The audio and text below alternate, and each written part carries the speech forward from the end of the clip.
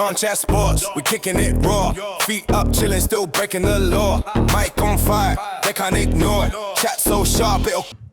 Ladies and gentlemen, welcome back. Episode 21 of the Lawn Chair Sports Show. Today we have a special guest on Veterans Day, Andrew, who is a veteran. Thanks for coming on the pod.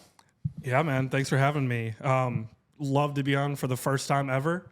You know, never been here before. No, never been here before. Yeah, he definitely didn't film an entire podcast last week, but his audio didn't work. That definitely didn't happen. Also, just want to say he was going to be the first guest on the podcast, but Jay Demon beat him to it. Yeah, that is true. Over the weekend. I mean, at best you're like guest number 6 or 7, for being honest, but like 6, 7. 6, 7. Yes. So can I speak my mind on that real quick, and Go then ahead. we can get to whatever you get guys it off want. your chest. Yeah. So That's what this podcast the is deleted for. the footage that'll never be found. That's at the bottom of the Marianas Trench, right? I kind of feel like I owned you guys a little bit in the Caleb Williams debate. So Trent, took the liberty of making sure for good PR to delete all the footage, right? He corrupted the file. He did whatever he had to do to make sure that footage never got out. But I'm just going to say right now, like, I've got so much more ammo.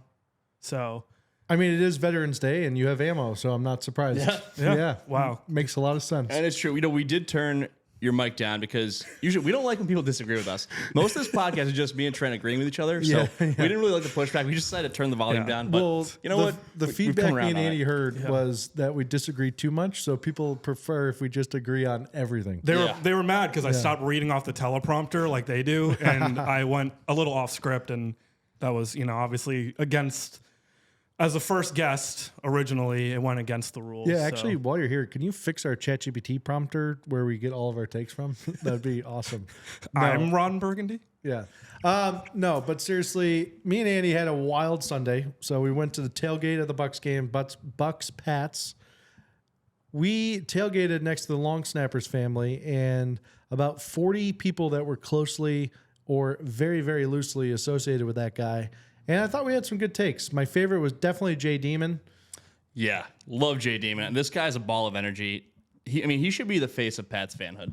I love him. I think we got to figure out a way to get him to be a recurring guest, kind of like Howard Stern has some recurring guests. That guy's an absolute legend. I've heard from multiple people in their comments that Jay Demon is the man. So, Jay Demon, if you're watching this, buddy, you're the man. But let's get right into it. Obviously, some debauchery on Sunday. Won some bets, ate some hot dogs, got rained on a little bit. Watched Drake May play some okay football. And the Bills suck. But we got to get into it. We're going to go Week 10 NFL recap. And then we're going to just kind of talk about what's on our chest after. Not too much scheduled, but I want you to tune into the end. We have a special thing we were going to do for Andrew at the end. Can't wait for that. All right, let's get it. I'm scared. Don't be scared. Don't be scared. Let's get to the action. It was Week 10. It was another great week of action. And it started out with an all-time classic on Thursday night. I'm talking about the Raiders putting up 7 points in Denver. The Broncos took it 10-7. Broncos are 8-2. Bo Nix pulls it out again. I mean, Andrew, you watched the All-22 of this one. What were your takeaways? My Amazon Prime membership expired on Wednesday, so... Ooh. I went back and watched some film, dude, games like that, like, it's hard to watch, like it's a divisional game, so anything can happen. But like, you sit down on a Thursday night, you're like, I'm excited. It's football. I have to go to work tomorrow, but at least I get this little bit of something to do on a weekday. It's exciting to you look forward to it. You throw some bets in. I know for us, we play softball. So we all kind of try to go out maybe and watch the games, and then they just show up and have a stinker like that. It's hard to watch, dude. Yeah, that was like really good analysis on the Broncos Raiders. Yeah, game, no. I mean, can you tell that I definitely watched it? Well, we watch every snap of every game in this program. Yeah, and let me help you. I think one thing that's clear. Dude, I've never watched an episode of this, so first is not very familiar with the show. All right, let me get into it. So Broncos continue to pull out these wins late, but let's be honest. The Broncos are not a good team. Anyone who believes in the Broncos right now is delusional. The Raiders need a full reset. Geno Smith is not the answer.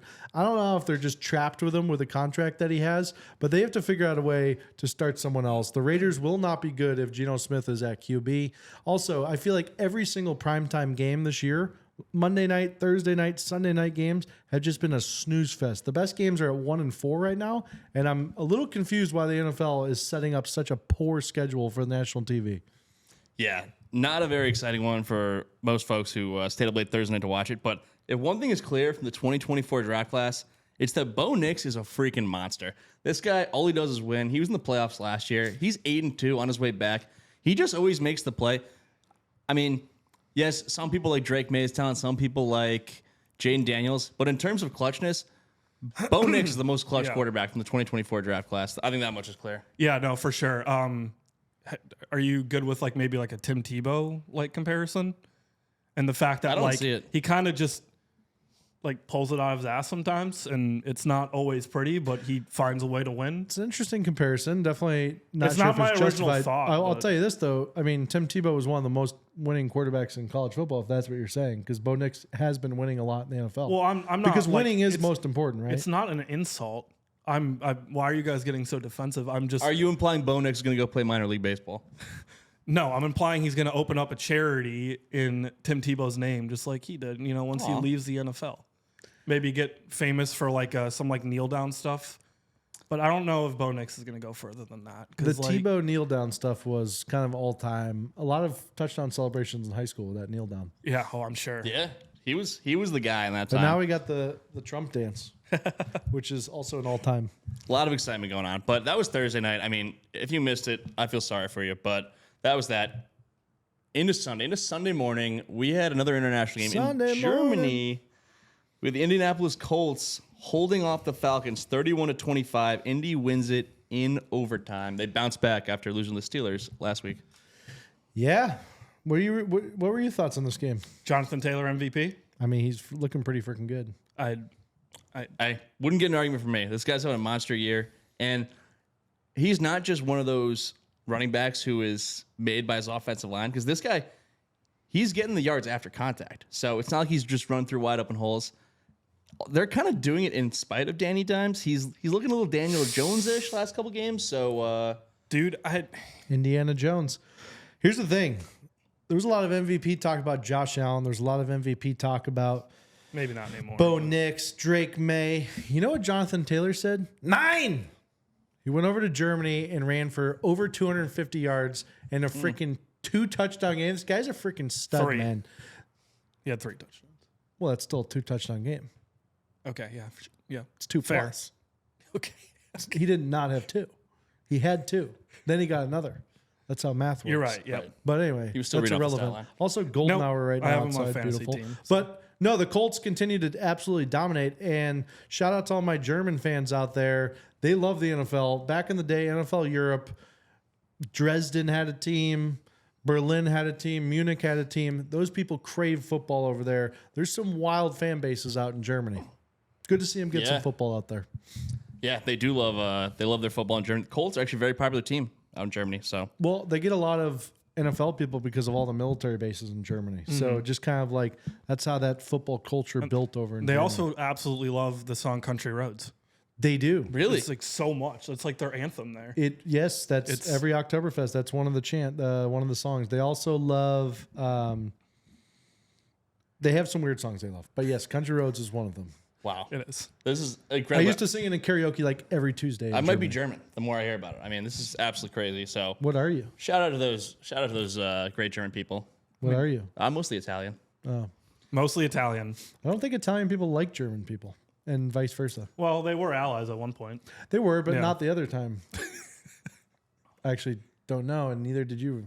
No one knows. So- No one knows. But what we do know is that the New York Jets are on a winning streak. Yeah. They've won back-to-back affairs. They're coming out of the bye week. They smoked the Cleveland Browns, winning by 1 possession. They beat Cleveland 27-20. Jets now have 2 wins. I mean, the play caller change in Cleveland from Kevin Stefanski to Tommy Reese didn't do a damn thing. What are we thinking? Are the Jets red hot? I mean, go ahead. No, that's all you, man. I was going to say, 2 special teams touchdowns. Do you think they can maintain that against like other opponents? I mean, I don't. The Jets? Special teams is part of the game. No, the Jets can't maintain shit, but that's completely irrelevant. No one is arguing that either of these teams are good. This was a garbage football game. Here's the thing. Well, it was better. It was better than some other matchups that were supposed to be good. In terms of the actual game itself? Yeah. Well, I mean, 2 Pee-wee football teams going at it can be entertaining sometimes. Fair. But That's fair. The whispers for Shedeur turned into just normal conversation, which are now turning into absolute screams for Shedeur. Put this guy in the game. Stefanski will not commit to Shedeur even being on the team. The guy refuses to even say his name in press conferences. Stefanski is so done. Dion is got to be just having one of the worst years of his life right now. His kid's not playing. He's got cancer. The Buffs suck. His other kid had a penalty against the Bills in the preseason and is out of the NFL. The Sanders family needs something. And the Browns can give it to him. So Stefanski, Browns, Haslam family, get it together. You put Deshaun Watson in there, but you won't put Shedeur Sanders. Out of control.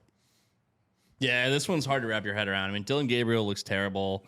They had Bailey Zappi over Sanders on the depth chart at one point. That's just insulting.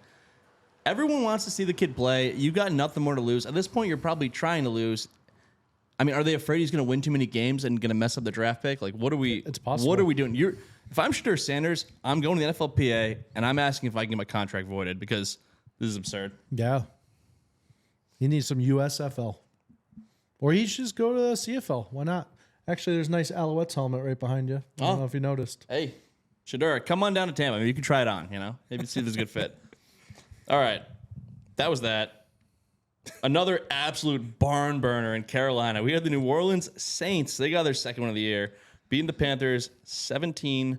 The Panthers' winning streak is snapped. They're back down to 500. Well, you're the only guy in the world who knows how to properly pronounce his name. So how did he play? Tyler Shuck. I mean, he pretty much absolutely dominated the Panthers, and any chance that Dave Canales wins Coach of the Year is now out the window because they had some momentum. I mean, they were a sneaky playoff team, and all that done for.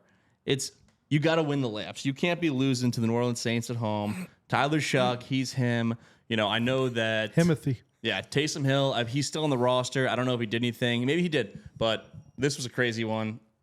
It just shows that even the bad teams can still win some games in this league. Yeah. It really, honestly, the Jets and Saints having 2 wins at the 10-week mark, it really goes to show you how absurd it is to go 0-16 like the Lions and Browns did. It does. I mean, there's so much parity in the NFL. At the end of the day, these guys are grown-ass men getting paid to play football, so there's some level of skill on every football team. So you can't take anyone lightly. Obviously, we'll talk about my Bills here soon, but anyone can beat anyone. But I want to touch on Tyler Shuck or however you pronounce his last name. He's too new for me to even care right now. But one thing on Twitter I saw all year during mini camps, during the preseason, was this guy throwing errant passes. And it would always be the sports reporter of the team, like the local New Orleans sports reporter, just filming one pass that was incomplete. And then everyone in the fan base freaking out about how it was a horrible pick. I am so sick of these overreactions of quarterbacks, especially young quarterbacks, not being perfect from day one. You have to give these guys time to develop in the NFL as quarterbacks. If they don't get a shot to actually develop, you're doing them a disservice. So the public needs to stop overreacting to quarterbacks being bad up front. Not to mention the guy played lights out and he beat the Panthers in his first start. So congrats, Tyler Shuck. Dude, preach. Yeah. Yeah. Yeah, well said. Monster game for Shuck. Wait, real quick. I know we already kind of went past the Jets-Browns, but my brain works a little bit slower than you. Let's hear it. Sure. What do you guys think of a team coming off of the trade deadline and kind of offloading? Do you think that might, they didn't have a hard opponent, but do you think it might kind of light a fire under the ass? Get them, like, they're like trying to prove something. They're trying to prove their contracts. They're playing for their lost brothers. Like, what do you... I think you could take it 2 ways. I think there's a couple ways you can look at it. Number one, you can look at it like if you're looking at it like they're going to play harder because they're worried about their jobs, I would disagree because they'd probably want to play bad so they don't play for the Jets anymore because it's like where careers go to die. Mm-hmm. However, sometimes, who knows, man? Sauce Gardner and Quinnen Williams might not have been the best teammates. They might have been creating a bad energy in the locker room. So sometimes just having that new energy, no one's the man, everyone's just fighting for their position in the NFL, that might have kind of lifted them to just play freely and open without having some asshole all-pro guy being all over their ass if they make a mistake. Yeah, I think there could be some element of once the trade deadline passes, it's like, all right, I'm here now. Maybe you were looking forward to the deadline. You were thinking maybe I'll get moved. But if you're Breece Hall or Garrett Wilson, it's like, all right, well, I'm stuck here for the rest of the year. And they probably looked at their schedule, saw the Browns coming in and said, this might be our last chance to win a game this year. So dialed it up coming out of the bye week. I don't know. They play the Bills again, right? Unreal. We'll chat about that. All right, next up, we got the game of the week, potential Super Bowl preview. It was the Patriots knocking off the Buccaneers 28-23 in Tampa. I mean, 2 MVP candidates, May and Mayfield, duking it out. It was a wild one. We were on site. What do we think of this one? Pats are now 8-2. Dude, the Pats looked pretty solid, but to be honest, the Bucs just looked like they were at half strength, which they are. They need to get everyone back and healthy for the good playoff run here. They're a serviceable NFC team. Don't get me wrong. I think they make the playoffs. I think they have a potential to win a playoff game, but for them to be at max strength is really their only chance to really be contenders for the Super Bowl. But I think the Patriots showed that it might not be a flash in the pan like I so-called before the game. I think they are a team to be reckoned with. I still think they're probably a little bit, their record is better than they are, personally, what I think. But they've definitely shown improvement. Drake May, if he plays good, turnover-free football, he's going to cement himself as the top quarterback from the 2024 draft class. For sure.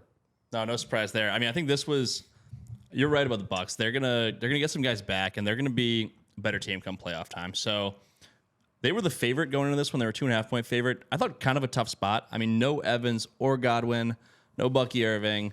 They're playing short some talent. So that's a tough spot to be in. But this is a big one for the Pats because they really hadn't played a lot of tough opponents so far. Their most impressive win was going on the road, winning in Buffalo. Now they win this one in Tampa. If they had lost this game, it would have been easy to say, yeah, it's a scheduled loss. They need to prove they can go out and beat a formidable opponent. Yeah, I agree. I mean, it was cool being at the game, though, just kind of seeing the speed of all the players. I mean, I'll tell you what, Henderson, man. Yeah. Dude, he is fast. I mean, I know the replay showed him kind of looking over to the sidelines to see if he should score or not because he was so far ahead of everyone. But, I mean, he was further in real life ahead of everyone. He looked like everyone else was in 0.5 speed. So I think you guys got a beauty in that guy. You guys should hang on to him and give him the ball 20 more times per game. Yeah, for the first time in years, the Pats have some great athletes who are just flying around down the field. So you being, I know you're a Chicago fan, but living in Tampa now, do you at least kind of like root for them if they're not playing Chicago and just playing a random team? You're talking about the Bucs? Yeah. I mean, I've moved all over the country, and I will say, like, long before I ever lived in Tampa, I always kind of liked the Bucs. Sure. I like Mike Allstott. Yeah. Whenever, Rondé Barber. you remember those little, like, plastic helmets you get from, like, the quarter vending machines? Oh, yeah. I just thought the Bucs one was, like, the coolest one. They I have think my sick brother logo. had, like, a Warren Sapp jersey, so I've always liked the Bucs. I'll root for him. I like Baker Mayfield. I think. What did you think of the game? I mean, I'll be completely honest, I didn't really watch a lot of it. I had my quad box on, and I was watching the Bears game in the quad box. all right, so we watch every snap, every game here. Well, I'm not part of this. He's just a podcast, guest. so- Right. He's a guest. He watches a guest amount of games. Sorry, I didn't do my homework enough, I guess. But I did see some highlights and stuff, and I don't know, man. Like I think Drake May looks very good. I will 100% give you that. Yeah. Polished. Do you think that he's living up to expectations that are going to be so high year in and year out? Like, take, for instance, like Jaden Daniels from last year, right? Mm-hmm. Commanders go to the NFC Championship. He's got one great year. Everyone's like, oh, he's the best quarterback from this draft class. It wasn't a slow progression. It was like a flash in the pan, right? Do you have any fear that Drake May might be having just like a godly season because there's just not tape on him, or what it might be? I mean, because Honestly, is it sustainable? No, basically the way he played over a 5-week stretch, he was putting up numbers where every week he was on a list with Brady, Rodgers, Peyton Manning. So in that sense, probably not sustainable because he was playing like the best quarterback in the league. So can't exactly expect that. In terms of Jaden Daniels, I mean, his season was just derailed by injury, and that's somewhat of a concern. I mean, he wasn't May. playing great before that.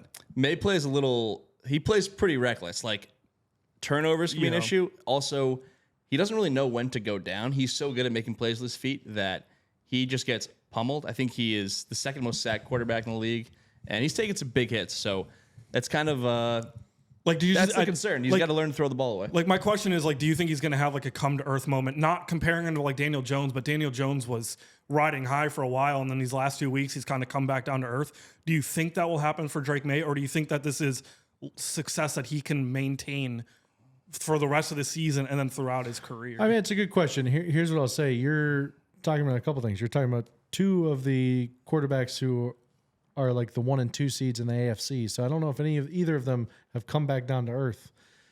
Jaden Daniels definitely had a come back down to earth moment. Wait, hold on. Before you say that, do you think that the Colts win that game without Jonathan Taylor? Or do you think Daniel Jones loses that game for them? If you're asking me if I think football's a team sport, I do. Oh, yeah, no. But we're talking about quarterbacks. Yeah. Yeah. And so I think Danny Dimes is playing well. I don't think he's come back down to earth until they lose 4 or 5 games in a row.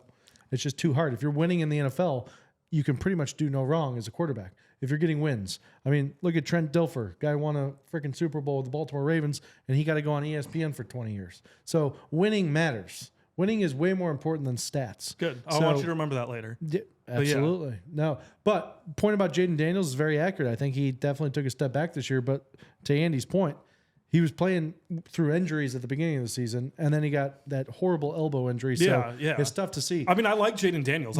This is not meaning this as an insult. I'm just asking a genuine question because we see it all the time with quarterbacks where the beginning of their beginning of their career, or they might be like a backup who comes in and starts filling in, and they just have these astronomical games, and then all of a sudden they just kind of not fall off the face of the earth, but they just kind of regress, and it shows that like there's a hole in the team if the quarterback's not playing perfect football. It can, but what I'll tell you is what I like with Drake May, Jaden Daniels, Bo Nix, those kind of guys, Daniel Jones, is their teammates love them.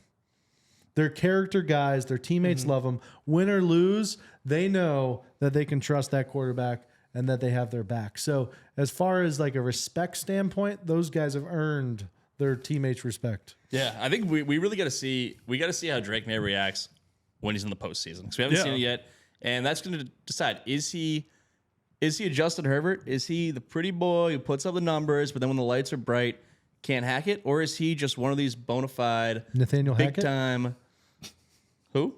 That was a coach. You said Hackett. I said Nathaniel Hackett. For a split second, I was thinking, did I say Nathaniel Hackett? It's crazy. Or is he one of these guys who's just made for the big stage? I mean, that's when we'll find out. But yes, they've had a lot going for them this season. They've had pretty good injury luck. No major. You better knock on wood right now. No major losses to injury, and they have a historically easy schedule. So they're taking advantage of the schedule they're playing. But May's playing great football. Guy's got the talent. Got good coaching around him. He's playing with confidence, and he's got those intangibles. I think what impresses me the most about him is his accuracy. Yeah, I think I love that. Especially when on the run or kind of not throwing straight from the pocket. Yeah. He's a very good quarterback, and I think he's going to have success in the league. He's having it right now. Yeah, you're right. Yeah, we're living through his come up. Yeah. You're right. It's a hot take, honestly. You think he's going to have success? Yeah. Okay. I'm talking down the line. Like, I'm trying to pay you a compliment about your quarterback, right? And that's not easy to do because I already know like it is where when this it's is Drake May. I already know where this is leading to, so I'm trying to be cordial about it before we actually get. Why don't we get into that game, argument. Andy? What was the score of the game that he just can't wait to talk about? You can't wait to talk about this one. Yeah, we got the Chicago Bears coming back to beat the New York Giants, 24-20. A defeat so embarrassing for New York, it cost Brian Daboll his head coaching job. It did. What do we think about this one? I'll go first because why don't you let everyone know? So Andrew is a Chicago fan. Okay, he's been trying to preface and tee up his argument here that Caleb Williams is a good quarterback the entire show. I don't know if you caught his undertones, but he's been asking questions. Every question, if it was in court, I would have said, objection, Your Honor, that's leading. And Your Honor would have struck down all of your questions today because at the end of the day, Caleb Williams sucks. But before we get into that, I want to hear your thoughts on the game. Caleb Williams sucks. You want to hear my thoughts on the game? Yeah, first, and then we'll get into... First of all, I know you guys watched the game. We watched the All-22. Snow game? That was beautiful. Right? Not snow. Huh? It did not snow. We watched the game. But good try. I thought you meant like Ben Johnson. No, but like it like literally snowed. He was enjoying some of that snow. For a little bit. Yeah. There was literal snow during the game. It wasn't on the field accumulating. I'm sorry, I didn't know that snow wasn't snow until it was on the ground. Well, if you're from Buffalo, it's not snow until it accumulates on the ground. Oh, okay. I'm sorry. I don't live up Otherwise, to your standards. It's just cold rain that goes down slower. Yeah. All right. So after we debate what constitutes snow, we're going to debate Caleb Williams. Weather's fake anyways. It doesn't matter. But what did you think of the game? What did I think of the game? I think that if the Bears continue to do what they've done this season for the next 3 years, I might die at 33 of a heart attack. Yeah. Yeah.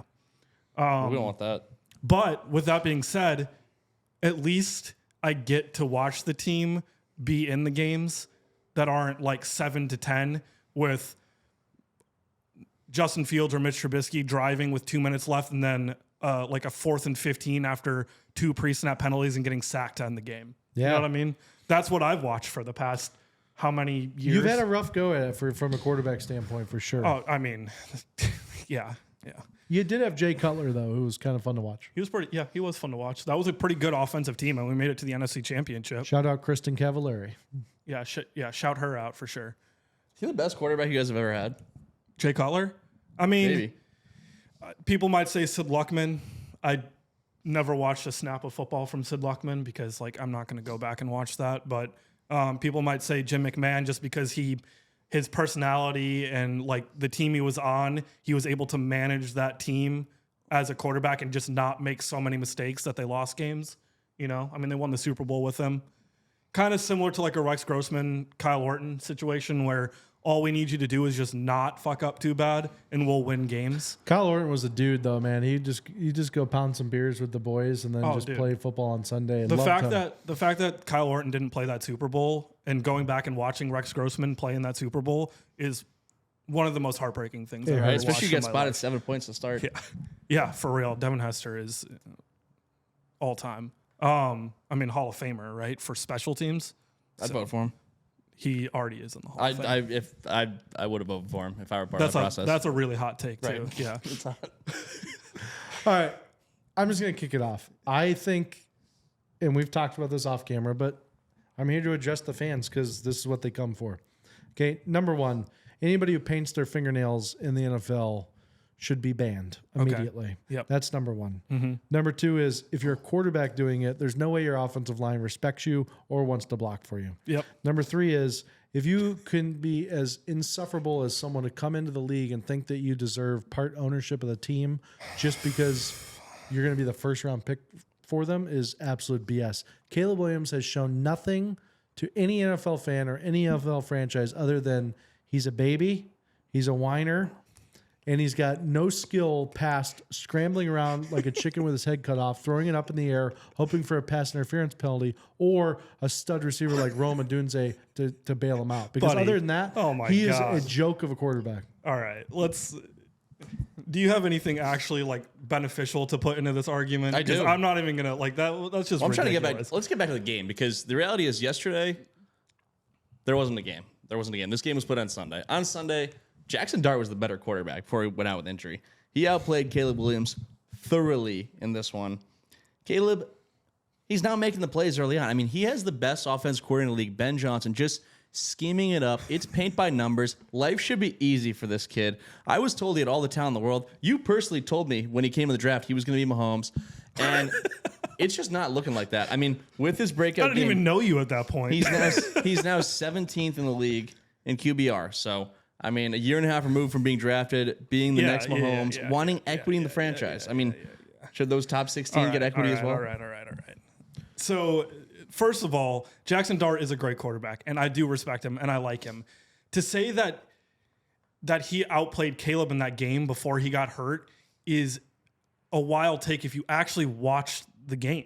We watch every snap. So on the All-22, when you watch it, did you see the 6 dropped passes that Bears receivers had? 1 for a touchdown? Have you ever heard about throwing a catchable ball?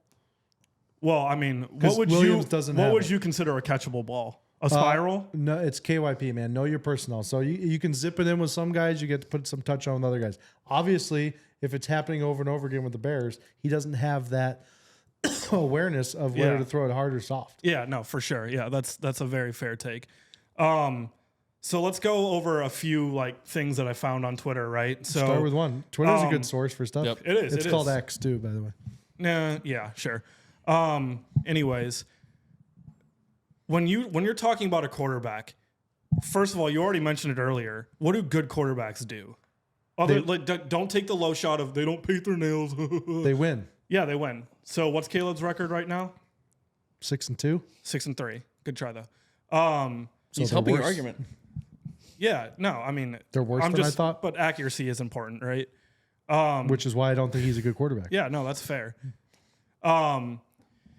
Accuracy when it matters is important too, right? So is that your second point? So hold on. Let me say this. Before I defend Caleb to literally I can't talk anymore, he does need to work on accuracy. I will not deny that, right? Ben Johnson wanted to work with him. Of being He's making improvements in accuracy, That's right? good. I'm glad. Happy for him. So right now, Caleb is leading the NFL in fourth quarter comebacks and game-winning drives. Do you want that in a quarterback? Is that a good thing? No, I'd prefer a quarterback who just plays well in the first half, so we don't have to come back every fourth quarter. That's fine. And defense has nothing to do with it. It's not a team game, right? His defense has played pretty well in the first half. It's really he just can't sustain drives. His defense gets no rest, and they just kind of are forced to play catch up, and that's why his stats are so elated too, because they're always coming from behind. If you're holding the Giants to 20 points, that should be enough for the guy who I was told was going to be Mahomes to win, go and win the game. To win, yeah. So he did. That's okay. He met expectations. Anyways, against one of the worst teams. So Caleb Williams so far in 2025. Mm-hmm. Okay. 2,136 passing yards, which, by the way, the Bears have never had a 4,000-yard passer. So that's pretty cool, right? 13 touchdowns and 4 interceptions. 246 rushing yards, right? 3 rushing touchdowns, 22 receiving yards, and a receiving touchdown. Okay, those are some pretty good stats. Caleb Williams' last 10 games, 7-3 record. Fourth quarter comeback drives, 5. Now, stats, what did you say earlier about stats and wins? That wins are more important. Okay. So if he's winning games and his accuracy isn't up to your standards, does that make him a bad quarterback? No, not even bad. You said he sucks. I'm not sure I'm following your argument. What are you saying? He's winning games because he's making the drives and scoring the touchdowns when they need to be scored. Here's the only holes I'm going to poke in your argument, okay? Because you're talking on both sides of your face. At one point, you're saying it's a team game. Both sides. Now you're saying because he wins, he's good, but he's an individual. So is it a team game or is it an individual? He's leading his team to wins, but it's not. I'm not saying it's just him. But you're not saying the Bears' offensive line sucks. You're not saying the receivers suck. You're saying Caleb sucks. So I'm going to defend him. No, I agree. I mean, I just don't think he is living up to the hype that was around him in the draft. Okay, and the hype was that he was going to be a generational talent, right? Yes. Does every single person that comes out of the draft become a generational talent in their first year and a half in the league? Or do they maybe sometimes take time to develop? Most generational talents do. Oh, okay. All right. Peyton Manning? Would you define him as a generational talent? Yes. Okay. He's going to the Hall of Fame, right? Peyton Manning coming out of college was not touted to be a generational talent. Okay. And Arch Manning playing so poorly in college, they might look into revoking Peyton Manning's Hall of Fame membership. Okay. It's a bad stain on his legacy. So back to Caleb. Caleb Williams in the fourth quarters this season, 670 total yards, 5 total touchdowns, 1 interception, 100 passer rating. Pretty good, right? When it matters, does he not win games? Against bad teams. Okay, you play who in you a small play, right? sample size. You play who you play. Did he make the schedule? Why can't they win one of these wire to wire? Did he win the schedule? Did he make the schedule? He did not What do you personally mean? make the schedule, Why no. can't He they probably asked if he could why make the can't he schedule. did, though. I think Why can't they take care of a team handily? Is that like the Cowboys when they beat the Cowboys? That's your Cowboys prime win for the suck, season. man. It is. Cowboys? That is our signature win up until this point. That's the defense that everyone goes off against. Okay, and it's not a team that everyone beats, right? Here's the thing. Here's what's going on. So, just a year and a half ago, I was told this guy is generational talent. He's incredible. I had to hear slobbering over Ben Johnson for 2 years. So this guy is an offensive genius. The pairing should be lighting the league up. This guy, he's putting up adequate numbers. How many teams have scored at least 21 points in every single one of their games? I don't know, like 3? One. Okay. Yeah, and guess who that is? Is it the Bears? It is. Yeah. Okay. So, Hold guess on. who? Was it the Bears? That would have been a curveball. We're like, it's actually the Cardinals. Yeah. Jacoby Yeah. Brissett's a stud. I don't know what to do with that. No. So the Bears have a top 10 offense in the league, right? Right now they're sitting in the number 6 spot in the playoffs. Last week in our deleted footage, that is currently at the bottom of the Grand Canyon, you guys argued that Caleb Williams sucks, and you're still arguing it now. And you also argued, well, the Bears suck because they're not in the playoffs. So now what? What's your argument against that? They got to beat someone good. I still don't think they're going to be in the playoffs. They have a tough schedule coming up. Let me give you But some- you play who you play. Andrew, No, let I know, me- I just- let me give you some insight from they a beat guy Minnesota, who we have a different also conversation. grew up with a bad team and bad quarterbacks who then got a good quarterback. Okay. Who some people would consider generational MVP quarterbacks. I do too. I love Josh Allen. Okay, so Go here's ahead. some advice. Go off. In week 10, after week 10, you cannot be having these thoughts about the Bears. You're getting way too far ahead of yourself. The collapse is imminent. And you're going to be so much more disappointed because you think they're very good right now. Yeah. You need to just lower your expectations. We're trying to help you by down the back. Caleb Williams sucks ass. Okay, he's not a He good sucks quarterback. ass. He is the quarterback on a top 10 offense in the league. How can you say he sucks ass? How? Well, do you know who the other 9 quarterbacks are in that? No, I don't give a shit about the other 9 quarterbacks. I care about the fact that you're saying that he sucks and he's leading one of the top offenses in the league. I wouldn't say leading because a lot of sources inside the locker room say he's a very bad leader. Yeah, But he for is sure. going out there as Do a you quarterback. do you know them personally? Or those what are your sources? Ryan Poles. Ryan Poles is your Yeah. source. All right, cool. Oh, shit. I just said it Tell out Ryan loud. I said Fuck. hi. Anyway, my point is Tell him that we need help on the defensive you're line. not you're too worried about these statistics. We said it. The wins are what's most important. This guy's eking out wins in the fourth quarter. These could have easily gone the other way. They could easily be. But they didn't. They have in the past, and they didn't now. The culture has changed in Chicago under Ben Johnson, and him and Caleb Williams did not click right away, but they are making progress. They are getting better. Let me ask you something, and I know you're going to know this stat because you guys watch every game. We do. How many games did the Chicago Bears win last year with Caleb Williams and Matt Eberflus and Shane Waldron? I think 5. 5. You know how many they've won this year? Well, 6. 6. I already consider it a So- success. And you would. And I think that's a good bar for you to have. 6 wins is a success for you guys. And so just be happy where you're at. But my point is, I'm just letting you know that the imminent downfall of Caleb Williams is coming. And it's coming fast. Okay. Mark my words. Today is November 11th. 11th, 2025. Yeah, it's my dog's birthday. It's his dog's birthday. Shout out Luna. Shout her out. And there's just no way that you fast forward 2 months from now that this ended well for the Bears. There's no way. We'll have him back on the pod then, and he'll eat his words. And unfortunately, he's probably going to have to be wearing Hey, a Bills so- hat because the only team still in the fucking. I'm glad you brought up the Bills contention. though. So I got a question for you. Yeah. What is one of Josh Allen's best traits as a quarterback? Just name a few things that you think make him a good quarterback. Character. He's a good actor. Okay, good quarterback. I'm talking strictly play. Character. Decision making. Some roast beef. Yeah, some chicken intangibles and a do matter pizza. at quarterback. I feel like you're Okay. trying to No, strip it all down. Can we to, go? Can we talk? Rushing touchdowns. Okay. And why is Josh Allen so good at rushing touchdowns? What's hard about Josh Allen for defenses to cover when he's rushing? That's a big boy.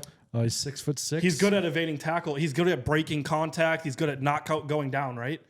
I want to ask. No, usually it's just he's good at reading when he should run the ball. Cool. So you remember Caleb's 2 huge rushes in that game against the Giants? We do. One of them was the game-winning touchdown. Anyways, I have a stat here for you.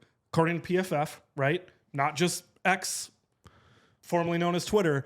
Players right now, hate PFF. tackles forced or missed tackles forced by QB this season, number 1 with 26 is Caleb Williams. You know why? Number 2 with 17 is Josh Allen.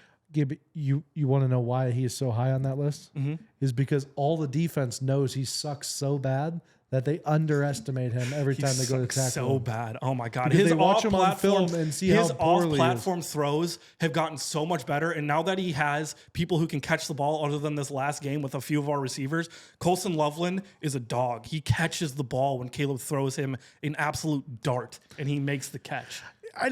You know what? Talking to you about the Bears not going to end up well feels like talking to a kid that Santa's not real. I don't want to crush your dreams like this. You enjoy it. Well, You go into the pillow, get I'm the money Jewish. for your pulled tooth, and you just live in a fantasy land, man. All right, so I'm going to pull up the Bears schedule. I want you guys to give me an honest. Let's do let's do Okay, win-loss let's do it. schedule. Yeah. Yeah. All right. You so, go first. I'll go after Andy. All right. At the Minnesota Vikings. Loss. Loss. Why? JJ McCarthy, aka 9, is a freaking monster. Tough place to play. Okay. No, go They on already beat next you one. once this season. All right. Pittsburgh Steelers. Loss. Loss. At home against You the got Pittsburgh to let Steelers. me get my call in. Oh, But sorry. why? I already Are heard we you say going to argue loss. everyone, or you just want to go down No, the I list? just want to know why you guys Aaron are Rodgers is saying. a better quarterback. Okay. The only reason why I can see the Steelers winning that game is because Aaron Rodgers, as much as you I hate to agree. say it, does own us at Soldier Field. That's true. But Aaron Rodgers is old and he's not the same. And Caleb Williams is going to show him that he now owns Aaron Rodgers at Soldier Field. Go to the next game. Okay. Black Friday at the Philadelphia Eagles. Loss. Loss. Okay. This is a gauntlet.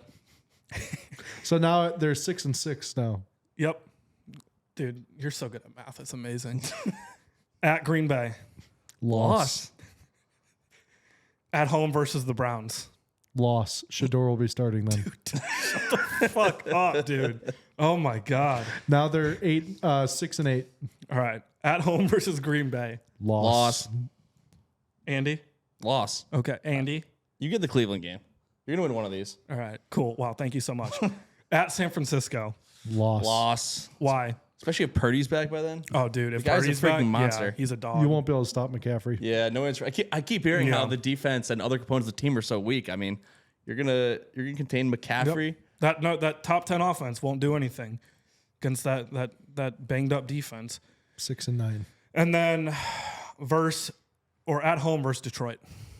Loss. Last week of the season, Detroit's probably locked up their playoff spot. Nah, Campbell's a momentum guy. He's going to Yeah, keep him in. especially if you guys have something to play for, he's gonna want. He's Yeah, not he- gonna let he his was guys gonna roll try to over play for that He's one. going spoiler. to crush you All guys. right. And So- exactly, it's So personal the bet Bears Johnson. are going to lose out. Yes. I think they'll win a game or two. Okay. Wow. I think you're looking at 7 or 8 wins. 7 or 8 wins. Oh, here's the thing. So, here are a couple things. One, we spent all this time talking about how Kelly's so good at evading tackles, and first of all, yeah, He's got the clutch gene, dude. He's got ice in his veins. okay, it's great. I love when the quarterback 5 game-winning drives. I love when the quarterback can run, but think about these quarterbacks that run all the time. The guys who are winning, He doesn't run all the time. The guys who are winning, no, He runs when he needs to. all right. I feel like this isn't very good. It's great you can break tackles. The guys who are winning big time, they do it with the arm. It's a nice little touch you can have. We know we can run for it every once in a while. In the day, what quarterback is winning Super Bowls on the ground? People are going to say Mahomes, left, right. No, he is. He runs when he needs to. He does, but he's a stud because of the arm and the passes he can make on the run. And just He's a stud because of the Well, arm just like talent. the Caleb did just now in this last game and the game before that. Why don't we do this? Why don't we do this? Because I think this is this will naturally tell us where Caleb Williams is on the Yes. evolution of NFL quarterbacks. All right, let's get on your phone. Let's pull up all wanna do this. 32 Amish, NFL I don't have a quarterbacks. phone. Yeah. Let's just go through by division. Let's start AFC East. No, let's do all 32 NFL quarterbacks, and we're going to have a draft. We're going to draft quarterbacks right now. We're going to draft quarterbacks. Okay, in is order. it snake draft? Why don't we It's go a on a list snake and draft. say, would you rather have this quarterback or Caleb? Let's just snake draft the quarterbacks right now. Shit. All right. God. Okay. All right. I mean, I'll get first pick. I'm sure that this won't have any bias or any. You can have whatever you want to have. You're the GM. You're building a team with each pick, and then at the end, we're going to look at all the quarterbacks we have, and the fans can vote who's got the best quarterback. How do you spell quarterback? Also, are we factoring in like guys who are injured now? Yes. Okay, so injury history. Let's assume they could all play tomorrow, but they still have the potential to get injured if they have in the past. Copy your homework. What are you using? NFL Network. I just typed in a list of all quarterbacks, like Google.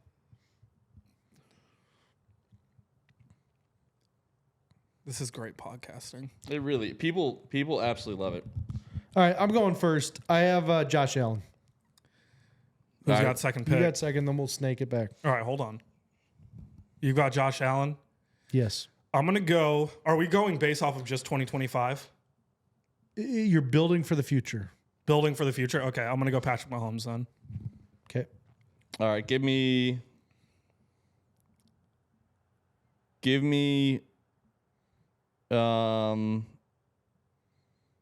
Drake May and give me Joe Burrow. All right, back to me. Drake May and Joe Burrow. Building for the future. I mean, you can win now. You're the GM, so it's whatever I'm going to you want. go Lamar Jackson.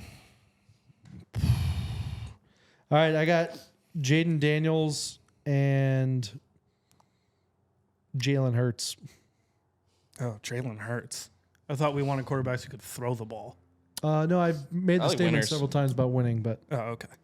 Not the go ahead. You're up. entire rest of the team, right? Just the quarterback. All right. How far out are we talking, like future wise? Because maybe I a would just Super leave it Bowl to in your the next- imagination. Yeah. Whatever you want. Okay. Well, then I'm gonna take him off. I'm gonna take Matt Stafford. Yeah, I think it's a good one. Yeah. All right, let me go Herbert and let me go Baker. I like that. All right. Well, after that, I mean, based off of the longevity of the rest of these guys, like I'm not taking Joe Flacco. Jordan Love, I think, is not living up to the expectations they had on him this year. I'll take him over Caleb. I think Daniel Jones is coming back down to earth. Jared Goff was a Ben Johnson merchant. Just the one you're picking, please. Yeah, no. I think Sam Darnold will come back down to earth. So I'm No, going to no, go don't. Caleb. Okay. Yeah. All right, I got Jared Goff and Jordan Love. Okay. Have you been writing these down? Or? Hell Well, no. since it's come back to me, now I'll go Sam Darnold. Sam Darnold. All right. Joe Flacco's still on the board. For I got to go you. Bo Nix. This guy's a freaking monster. All he does is win. I'm going Nix and let me go Purdy. Guy is just a physical freak. All right. My turn. Let's see. You know what? Give me Dak Prescott. I got Jackson Dart and Trevor Lawrence. I think you already. Did you not already take Jackson Dart? Nah. No. I don't know who anyone took. I'm gonna. You know what? Fuck it. I'm taking Caleb again. Okay. All right. okay. The draft is done. So the point of the exercise was Caleb Williams wasn't in the top 15. Here's the exercise we should have done. Because they had Go Joe through every Flacco quarterback. ranked over him. Go through They it. had Joe Flacco ranked over him. That's right. fucking. Let me do what I want to do real Let's quick. do Let what me you want to do. I Andy. think this is the way to do it. All right. Let's go through my division. That was the worst Let's go through segment my I team. think I've ever heard on a podcast, and I was part of it. All right, let's start AFCs. Josh Allen or Caleb Williams? Josh Allen. All right. Drake May or Caleb Williams? Caleb Williams. May. May. All right. Tua or Caleb Williams? Caleb Tua. Williams. Get the fuck I'm going out of Tua. here, dude. I'd rather have Tua. The guy's- fuck Tua's out of here. stats Are are you way better. serious He is right putting now? up better numbers. The guy's been to the playoffs. Yeah, he's been putting up He more won in college. interceptions.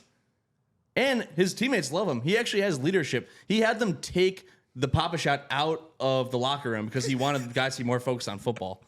Has Dude, Caleb get the ever fuck out shown of veteran here. leadership in that regard? Get the fuck out of here. I'm taking Tua. Tua over Caleb Williams is crazy. Teams were tanking for him because they wanted to take him with the number one pick. How long ago was that? 5 years ago? Yeah, and they took him with the number one pick, and what has he done? You want a second? He's been to the playoffs. Wow. Plus racked up wins. He saved Mike McDaniel's job. We gotta move on. We're moving off Caleb Williams. Dude, get the fuck out of here. We have tried too many segments. Let's just at this point, let's just finish the NFL week. We gotta get back on track. The viewers are all over the place. That's right. They want to hear our thoughts on the rest of the games of the week. All right, so that was the Bears falling to the Giants 24-20. Or no, the Bears won, right? Bears won. All right. Next up. Or you and Tua both have something in common. Too many CTE or what? Oh, dude, brother. I took a few trips to the Blue Tent on Sunday. Are you still drunk from Sunday, Andy? All right, next up, we got the Baltimore Ravens scoring a big win in Minnesota, 27-19. Lamar Jackson outdueling 9 in this one. I mean, Lamar is back and the Ravens are back. Harbaugh knows how to win when he has a good quarterback like Lamar Jackson. But the Ravens, honestly, you should be scared right now. They're trending upwards. People in the AFC like the Bills trending downwards. If I'm a Ravens fan, I'm pretty happy today. Yeah, I think the Ravens were ridden off way too fast. There's still an opening for them to win the division. The Steelers lost a game on Sunday night to the Chargers. Big loss. The Ravens are on the way back. Lamar's a stud. The rest of the team, they're playing a little better. I mean, I believe they'll get into the playoffs, and if they're a low seed, they're not someone you want to see in the wild card round. I think they're a scary team. I don't think they're going to the Super Bowl. I don't think they can win the AFC Championship, or probably can't even make it to it, just because they've just proven in the past that they just can't win that big playoff Lamar game. is not a playoff quarterback. He's not. And I feel like this comes a lot with Lamar, and I feel like your feelings on Lamar Jackson, Lamar Jackson, is it a projection of your feelings on Josh Allen? Because everything you keep bringing up the guys that never got to the Super Bowl, the guys that get it done in the playoffs. He puts up great regular season numbers. I mean, has Josh Allen won all that much more than Lamar in the playoffs? Yeah, he has. And he's beat him head-to-head several times. They has one and head-to-head. It's so funny watching you guys argue about quarterbacks. Drake May is shit, and he has improved jack-ass shit. And your quarterback is a joke. So I don't want to hear jack shit about Josh Allen. If you're coming at Josh Allen, it's the wrong fucking time. Because that guy knows how to play football and is a great actor. Caleb Williams sucks and paints his nails, and Drake May is a soulless piece of shit. Well, he's not a great actor because he's not getting any of these calls when he's flopping. Go ahead. All right. So, Dude. yeah, tough loss for Minnesota. I mean, they fall in a tight NFC North. Reserving or referring to yourself by your number in third person and then losing with your fucking your eye black all over your face is a tough look. It is. It's almost tough of a look as Cam Newton when he would do his losing press conferences in his crazy clothes. You got to have a change of clothes when you go to do those press conferences. The change of clothes is a must. But yeah, no, we have said a lot of very, very bad things about 9. I mean, we have literally called out, I think, like his family. Like, it's been bad. Right. We don't like him. We had to. No, but you'll still probably argue that he's a better quarterback than Caleb, right? He won in college. Okay. We had to rescind some takes legally on J.J. McCarthy, so I don't want to get too far into it. But I will say, yeah, the guy is definitely more consistent than Caleb Williams. But anyway, what was the next game? In all 3 games he's played? All right, next up, we have your Buffalo Bills kind of laying an egg. They fell in Miami 30-13. Trent, I'll let you hit this one off the rip. Against a generational talent. What happened? Tua, he was going against a generational talent Tua, but what went wrong in Miami? No, the Bills are in absolute shambles right now. There's no vertical pressure on the defenses right now. Josh Allen's having to throw stop routes, out routes, over the middle. It's not going to work. It's not sustainable. Our run game, if they don't show up, the Bills are absolutely worthless in the passing game right now. Our defense is not going to be able to win us any games. They might be able to keep us in games, but until Josh figures out how to play with these receivers, it's going to be a tough look for Sean McDermott and Joe Brady in Buffalo. There's a lot of back and forth jawing going around, talking about Keon Coleman, talking about Joe Brady. And Sean McDermott, you can feel he's starting to feel that pressure. His hair is looking a lot whiter this year than it has in the past. I don't know if that's all the sunscreen he's using and it's just still stuck in his beard or it's actually turning white. But if I'm the Bills right now, I am panicking. And as a Bills fan, I am officially hitting the panic button because I don't know what to do. Wow. My identity has been the Bills being good the last 5 years. And I don't know if I can go back to being a paper brown bag wearing a brown paper bag wearing fan. It's going to make me really sad if that happens again, but it's looking like we're heading that way. From the outside looking in, I think that as long as you guys have Josh Allen, you guys are still contenders. I hope. I mean, look at what they've done in Kansas City, right? Like how much turnover they had with Patrick Mahomes and like the guys around him, and they're still winning Super Bowls and still putting playoff teams through, right? So I think as long as you have Josh Allen at his MVP level, that's the thing, is he obviously has to play at his MVP not everybody's level. Mahomes, though. But the evolution of a team, you don't want to be a contender. You want to be a perennial in the Super Bowl team. And right now, the Bills, until they reach the Super Bowl, everything else is a failure. So I hate to have Josh Allen's career end up like Dan Marino's, where you're just the best quarterback, everyone loves you, but you had nothing to show for it. Yeah, he's going to be good enough to have them in the playoffs, or I agree. At least competing for it every year. And but build around. They can continue to build around him. It just might need some regime change urgency or something. Yeah. Yeah, I mean, an overlooked aspect of this game is the Miami effect. I mean, I watched this for years, even during the height of the Brady Patriots. They would be on their way to 12, 13 wins, and they just laid an egg in Miami. They would try to blame the warm weather. Say, oh, well, we played in the cold and we got down here. It's so hot. I don't know what happened. No, you were out. You were doing blow. You were hanging out with strippers till 5 a.m. And you showed up and had a dog shit performance. So that's part of what's at play for these Bills. They kind of needed this game, so you would hope save some of those shenanigans for the offseason. But, yeah, it was crazy. Josh Allen's not the problem right now. The problem is the receivers. Colin Cowherd read off an interesting stat. I'm not going to find the stat because I don't have that much free time. But essentially, this was the most time he's had to throw in a game since 2022. But nobody's open. So it's not a blocking issue. The line, they did their job. Keon Coleman sucks. I mean, they got to get this guy a top receiving target. And I'd love to hear your thoughts because we were in the building where the Pats absolutely dog walked the Buccaneers. And Stephon Diggs and Mac Hollins were two of the major targets in this one. Do you have some seller's remorse that these guys are out the door? Absolutely not. Stephon Diggs is one of the worst teammates ever. That guy that we were talking with before. He made a great point that the Patriots fixed him. He is under this guise that Stephon Diggs is a good human being. Man, wait till that guy doesn't get the ball for a game because he is going to be Drake May's biggest enemy. Listen, Stephon Diggs was best friends with Josh for 2 years. And then that turned sour real quick. So, hey, good luck. Maybe he likes New England better than Buffalo. Probably a better place to live. I mean, what happened with Stephon? It's tough. What happened with Stephon Diggs in Houston? I just tore his ACL. I mean, but like, why didn't they hold on to him if he's such a good receiver? No, I'm not disagreeing No, with you. that's a genuine question. I'm sure. He was I'm sure on he's a 1 year contract. Yeah, I think. 1 year deal. He got hurt. It was probably a pain in the ass behind the scenes. I don't know. Yeah, I feel like if he was worth hanging on to, they would have hung on to him to keep those threats alive and with Houston because they were. He's they were an playing well up-and-coming team. in New England. He but is. Yeah. There is a lot of risk with that guy. Being on the team. Oh yeah. Give it like what 15, 16 years, and he'll be able to have a whole team by himself. Yeah, So. he's not far off. Also, Andy, you mentioned Mac Hollins.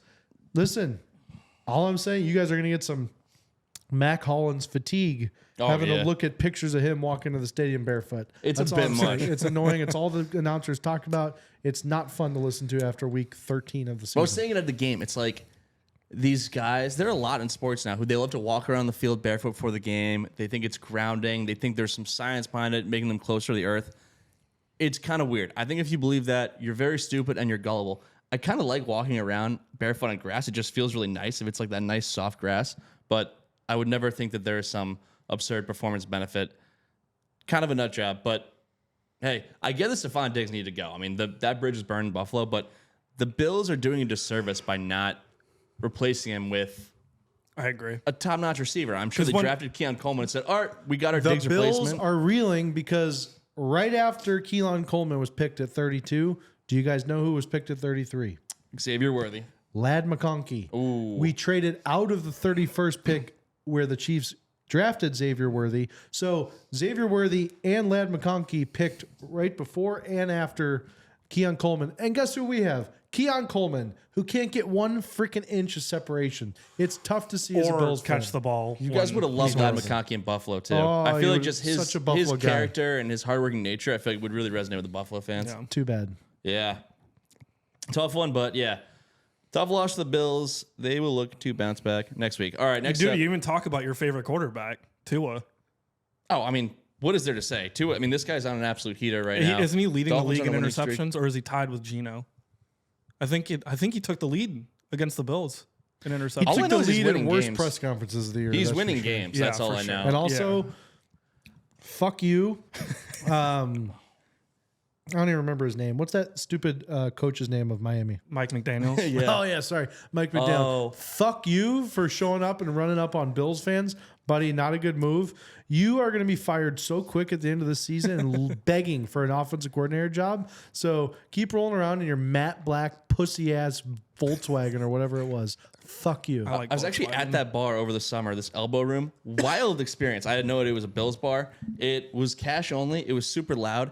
And the woman behind the counter was being bizarre. Someone I was with asked for a screwdriver. Whatever the hell he got, it was like the worst orange juice. I don't know what the hell it was.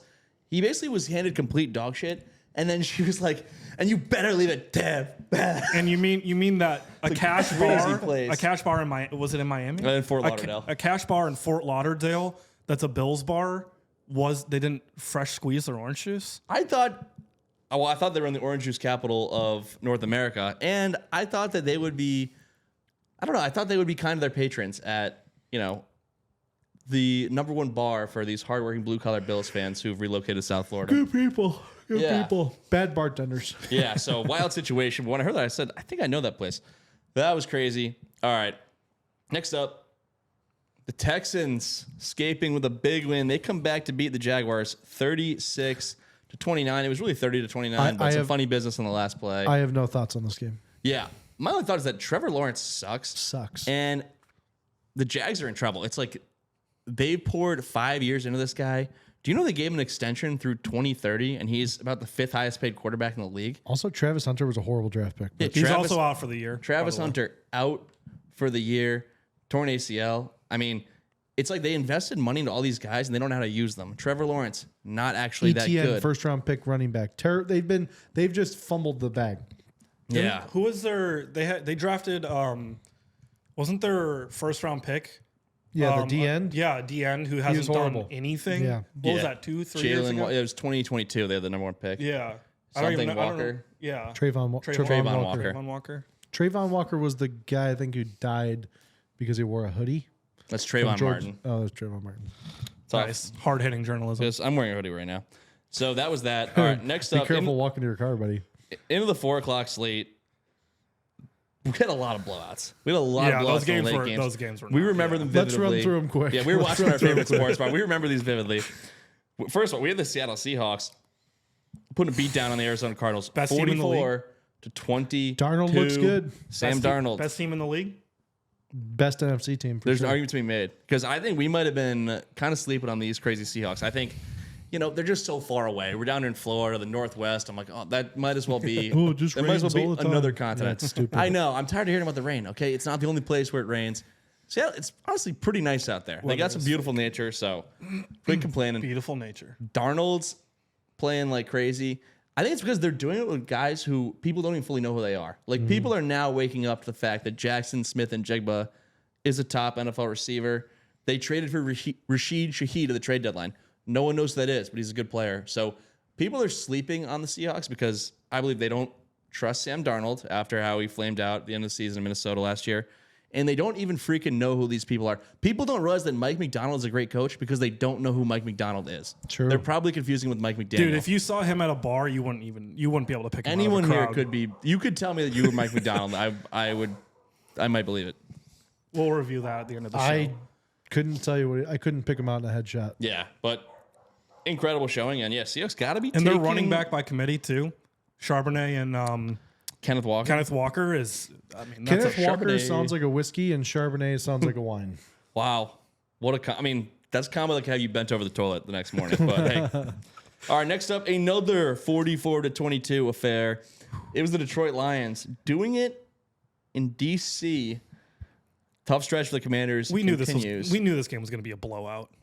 I knew this game was What going to be about a Trump blowout. getting booed? And you going think? into the booth. I mean, Getting booed. No, I know, but I'm saying like going into the booth too is pretty crazy. Yeah, they brought up the picture of him playing football back in the day. Did you see that? Yep. All right.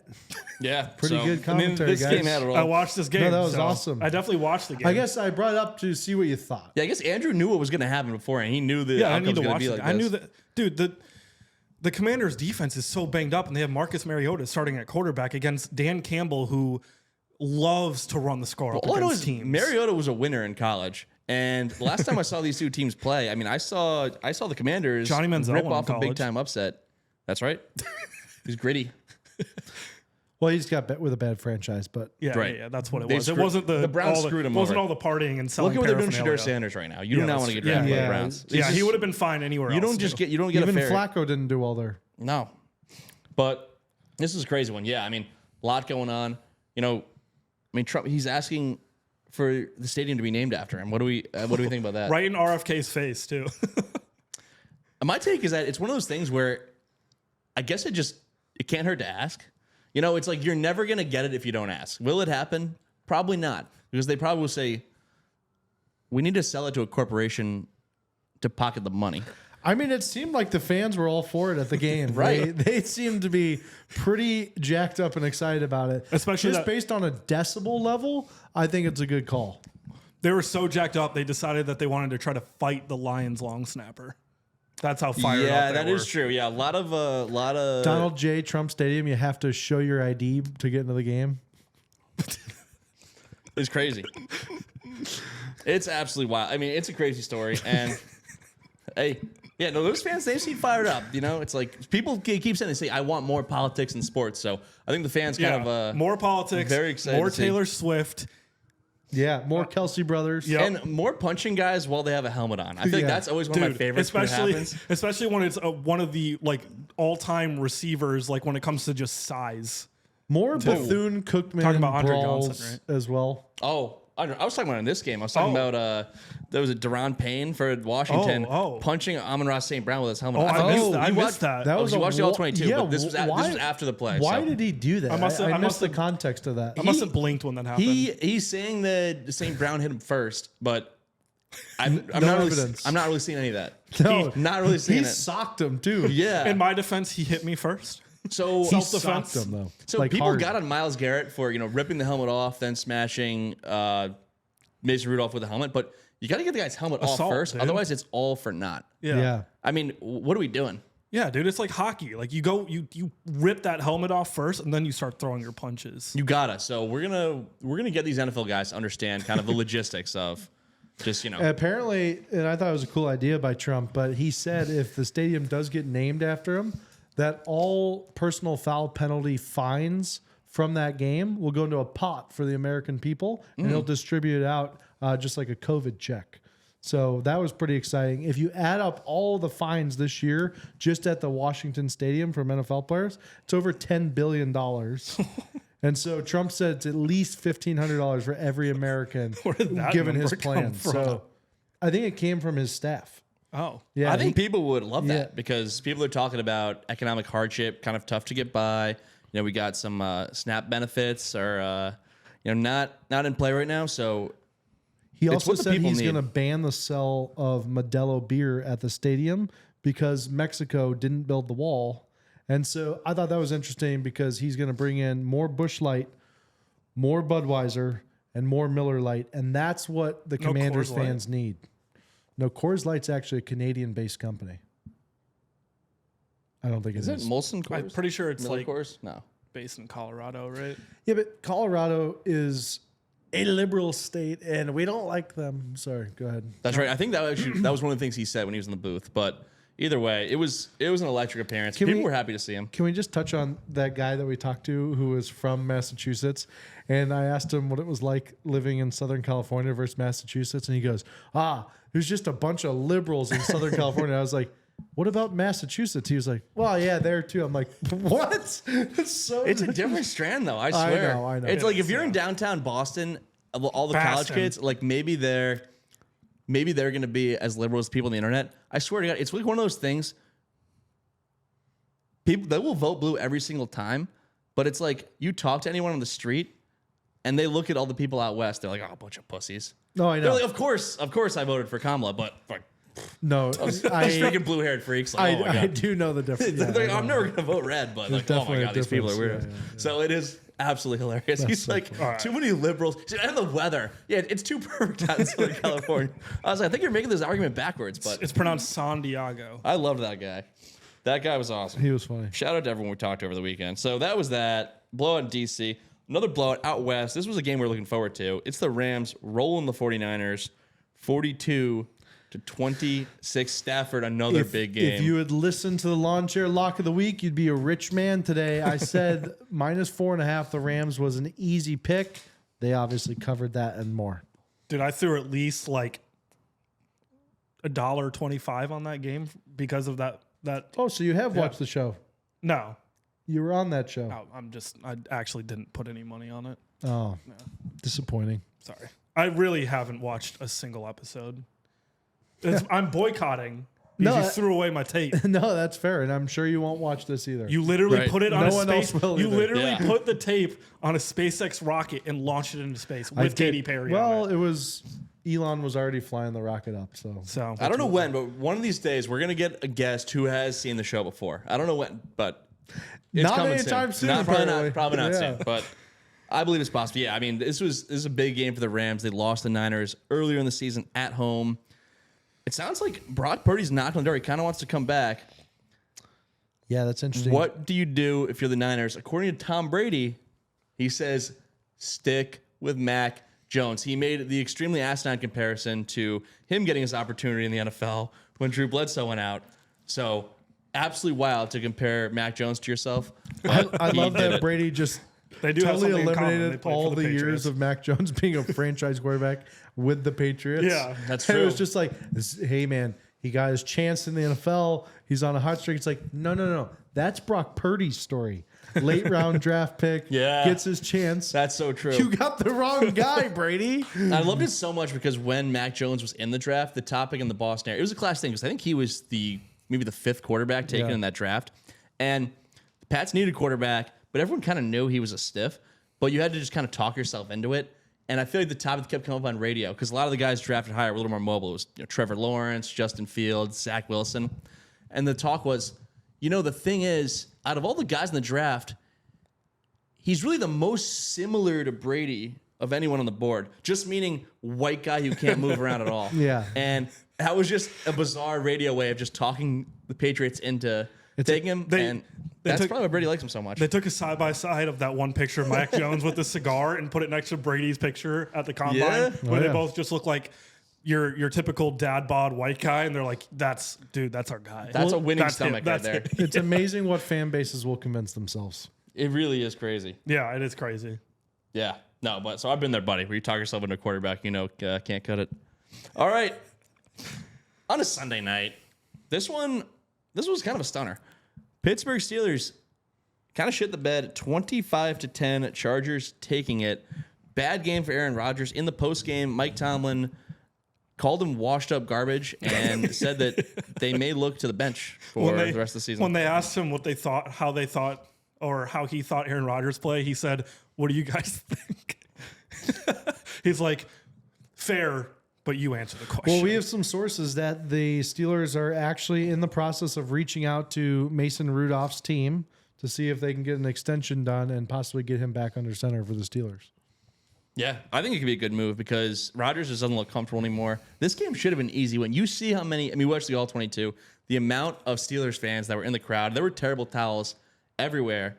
And I feel like people have been pretty critical of our anti-Justin Herbert takes. Is it time we put some respect on his name? No, it's not. I agree, and I completely agree. It's not because let me see the guy win a playoff game. Yeah, you're talking about winning all these playoff games. What has Drake May done?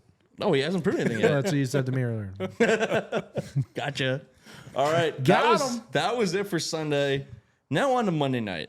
Last game. I loved this game. This game was so much fun. It's the matchup that YouTube TV subscribers don't even know took place because ESPN is still not available on YouTube TV. Come on, ESPN, get your act together. But if you do have YouTube TV, you did get a $20 credit. You have to redeem that. It's not automatically credited to your account. You need to click a couple buttons to get it. So redeem your credit today. Funny story, I got 2 emails from YouTube TV to redeem the credit, which was a big mistake for them because now I realize that I've been paying for 2 subscriptions to YouTube TV. So thank you, YouTube. It wasn't a $20 savings. It was a $120 savings. So thank you, YouTube TV, for alerting me of my dumbassery. It's like when you lose your debit card and then you have to get a new one and then you realize all the subscriptions you have that you weren't using. That's scary. It's scary when you go down the subscription rabbit hole, for sure. They actually probably cost themselves so much money by reminding people they had YouTube TV. If they just silently gave people the credit back, they probably thought that they would make out ahead. That's actually a great people were take. too lazy to click on it. That's a great No, take. you make money off people just signing up, forgetting to exist, and paying you in perpetuity. So That's a great take. this game was on ESPN. It was Monday Night Football. It was a stinker, dude. It was the Eagles taking on the Packers in the stinker, 10-7. So multiple 10-7 national TV games. 0-0 this 0-0 at halftime. I don't want to talk about this anymore. I just don't. But at the end of the day, I have to bring it up because it keeps happening. The Eagles went completely offsides on the tush push again. And I'm a Bears fan. I hate the Packers. They called the Packers for a false start when they tried to do the tush push on 4th down. It's insane, man. The guy was visibly a yard and a half off the line before the ball snapped, and they got the first down. Something's going on with the league. The league needs to address this immediately. Jalen Hurts isn't even good at the tush push. His offensive line is 5 yards downfield before they snap the ball. It's brutal. Yeah, it's absolutely crazy. I hate this Packers team. I don't trust them at all. They keep losing games where they allow 10, 13 points. I mean, what are we doing? Jordan Love, yes, I take him over Caleb Williams, but this guy's completely overpaid, and he's just not delivering. He had ice in his veins on that last drive when they stalled out. Right? He is not delivering when it counts the most. I said it before, I'll say it again. I think the Packers will be one and done if they even reach the playoffs. And Philly, they find a way to pull it out, but Nick Sirianni tried to lose that game. yeah, how about Nick Sirianni? I don't get this. He tried making down the stretch. Let's run a fade route on 4th and 2. I think 4th and 5. Oh yeah, it was a little bit longer. It was Yeah, 4th 4th and and 6. 6. So what's When so, you could just punt like what's so dumb to me is you've kept the Packers out of the end zone the whole game. They have 7 points on the board. That's it. You're so worried that 6 points isn't enough that you go for it there. It's like you realize if you don't get it, now they only need a field goal, and you're giving them incredible field position. It's like he decided he wanted to go for it, but didn't even think of the possibility of the outcome. Where will they be if we don't get it? Just kick the field goal, go up 6, and trust your defense. No, he did think of that possibility because one of the reasons he didn't kick the field goal was they were in field goal range, were they? They were on the cusp of field goal range, but one of the reasons they didn't kick it was because he was worried that it would be missed and they'd get the ball right there. But he then dislodged his own theory and went for it, which was lower odds of them making the kick. But I have no idea where Nick Sirianni's head was. And with that throw that they like the scheme too, like the throw to, I guess, were they trying to just get pass interference? Was that the idea behind that throw? I don't. You know what? It doesn't matter because he's a Super Bowl winning coach and they are playing well and won the game. Yeah.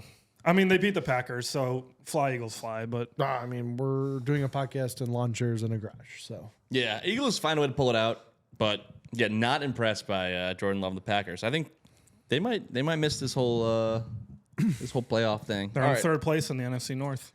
That's the recap. That's the recap for Week 10 action. One of the quicker ones. That one of the quicker ones. Very concise. Yeah. I mean, we hit on all the key points. That was a quick one. And that was a quick one. Yeah, it was incredible. Oh, wow. As we watch every snap of every game on this program, so we got to get our takes off. Do we want to do a little panic meter and knucklehead of the week action? I don't think we do. I don't think we do because I got my thoughts out. Unless, Aaron, do you have a knucklehead of the week? A knucklehead of the week? It could be anyone. I mean, it's America's favorite segment. Actually, hold on. I've got multiple knuckleheads of the week. I don't know if you guys heard the story in the news. And happy Veterans Day. Yep. Would you slow down? Oh, sorry. Anyways, knucklehead of the week. Sorry. Now go. Beautiful. It's like Fergie and Jesus. No, so I don't know if you guys saw the story about these. I forgot which school it was in Carolina, but there's this frat that is jumping Marines to try to steal their cat cards outside of a bar. They just opened up an absolute can of worms on themselves. because they were they're targeting Marines at this bar. And now it's a bunch of frat boys who've been jumping them. Do you think that they're going to be able to show their face at that bar ever again without getting absolutely curb stomped? I do not. If Nick Sirianni's call was bad, that call is worse. These guys are not good at life, I guess. Yeah, decision making. That is, if you're gonna pick one group to go after, I'd say last in the draft would be U.S. Marines, especially retired ones. I mean, that is insane. And I can think of 5 ex-Marines on the top of my head that would probably be able to slice the skin off of my body within 5 minutes for doing way less than that. So I am mortified for those kids. I hope their parents also don't die. Play stupid games, win stupid prizes. That's all I have to say. Yeah, I think in general, college kids, especially those in frats, are typically kind of dumbasses that don't know anything about the real world. Probably not a group you want to piss off more than Marines. And I can't imagine those Marines having all that much respect for these college kids who are basically getting their college paid for in a fraternity where they just drink all weekend. Whereas these guys have been on the front lines risking their lives. The military and the Marines, just especially the Marines, it is literally a frat, but fueled by anger, zins, caffeine, and gunpowder. Like they are not to be fucked with. They will rally together more than this frat thinks that they can rally together. And it's going to be like a gang war. Where was this frat? Do we know? I think it's UNCW, if I'm not mistaken. Wow. Do you have a message for all your brethren out there? Fuck them up, dude. If you're active duty, make good choices. If you're a veteran, take care of them. Take care of your brothers who are still serving. That's I don't know why they wouldn't have anticipated something like that. So that's a good take on Veterans Day. I was gonna say I do have to throw out another knucklehead because when you got into this, I thought you were gonna bring a different story. Oh wow, dude, such a good story. I thought you were going a different route, but then you threw me for a curve. You kind of juked me out a little bit, but it sparked my mind. My knucklehead of the week, it's AI. And it's AI because there's a story about a Maryland area school that has this type of AI detector that's supposed to detect students or anyone bringing weapons into the school in light of all these horrible school shootings and all that. And it mistakenly picked up on a kid reaching into a bag of Doritos, thought it was a gun. The detector went off. This student was handcuffed. And why are we relying on AI as if it's a finished product? It's just like, yeah, it's great. It's going places. But if it thinks that a bag of Doritos is a gun, I don't want that protecting the students of America. Not only is this kid getting handcuffed embarrassing, I mean, this false positive has me wondering, would it be able to detect a real gun? I don't know. Well, I mean, there's so many scary outcomes of AI, and that's one of them. Like, if you're relying AI fully on stakes that are that high, right? Like if that's a gun, if it's a weapon, and it's able to make a decision. Because right now the AI is just alerting them, but what happens when the AI actually has some authority or it's attached to a robot that's making decisions? Both of you are insulting AI right now. I just want to come out before anything and say, for the future, I appreciate AI. Just when the robot overlords take over, just know that it's very necessary and important. Yeah, I support you.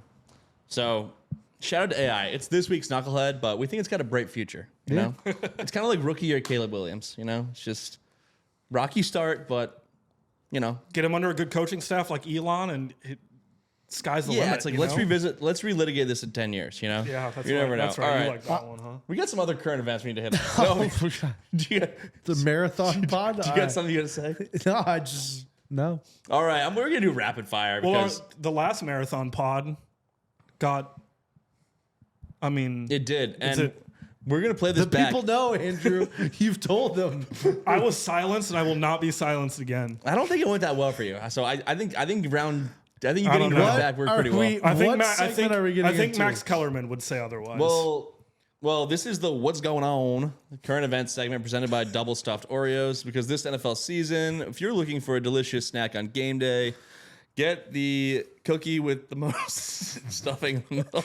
I hate this podcast. It's double stuffed Oreos. All right, here we go. First story. This broke late last week. Antonio Brown apparently was on the run and was wanted for murder and was finally arrested in Dubai. I think I wasn't even aware this was happening because every crazy Antonio Brown headline over the last 4 years I've just seen and thought, oh, and then not even really processed. I didn't know he was on the run, wanted for murder. I'm also wondering, he's been posting hilarious things to his Twitter account throughout this. Are they not able to just track his IP address and figure out where he is? Do they know he was in Dubai? They are and did. Yeah. Yeah. So he also, I saw earlier, right before I came here, he's pleading not guilty to the charges too. Well, yeah, I mean, that's a normal thing to do. You take a plea deal. I would say most people who have CTE are going to plead not guilty. So you're telling me, I do believe he's also you're bankrupt, telling me in a few years Tua's going to try to commit murder and then also plead not guilty. It's not out of the cards. Crazy things have happened. Tua, I'm not going to go there. I like Tua. So, yeah, crazy story. Yeah, we know you do. Crazy story. Yeah, I mean, he's must-see TV. So, crazy story with AB. I feel like this is a good time to bring this up. I think Antonio Brown belongs in the Hall of Fame because he's not going to make it because of this morals clause, but this guy's one of the best receivers I've ever watched play. And I'm tired of these Hall of Fames acting like every athlete is just some model citizen. You know what? Sometimes you make an honest mistake. And this guy was absolutely incredible. You can't tell the story of the NFL without Antonio Brown. Who gets in first? Who gets in first? O.J. Simpson or Antonio Brown? O.J. Simpson was never proven guilty. And for that. He's not in the Hall of Fame, though. I know. I'm just saying. No, bring up good points. Antonio Brown could still be proven guilty. OJ wasn't. Well, he didn't plead guilty, so he at least has a chance now. Fair. I'm just saying, stop assuming the athletes are wonderful people. They're people, and people sometimes do awful things. But, and make his bust his mugshot.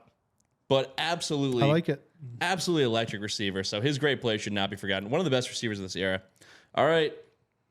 This was a great story. I hit on this. I brought this up a little bit earlier when we talked baseball. But so over the summer, there's a big story where Rob Manfred is in the Phillies clubhouse. He's the MLB commissioner. He likes to meet with player reps from different teams, talk about player ownership issues that will come up in the next collective bargaining agreement.